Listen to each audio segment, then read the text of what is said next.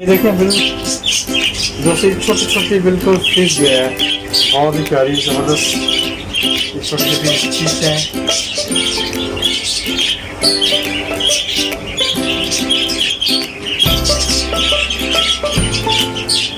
ये इनके पास एक्स्ट्रा है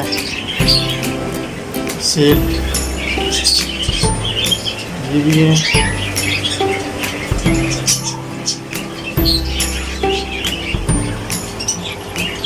ये बड़ी साइज के अंदर है।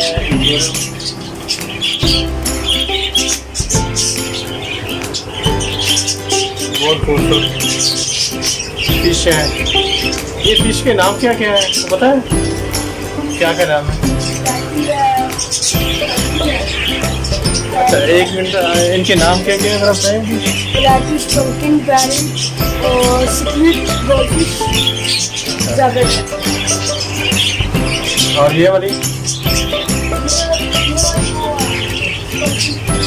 मंचू। अच्छा, और इसके अंदर ब्लैक भी है और रेड भी है और ये भी है, इधर भी है, देख रहे हैं। और ये बड़े साइज में है एक्वेरियम। और ये देखिए कितनी प्यारी प्यारी खूबसूरत फिश है।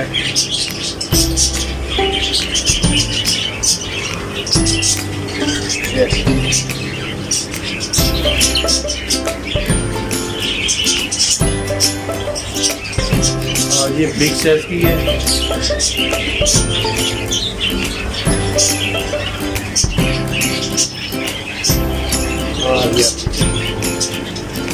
और ये भी बड़े साइज में है।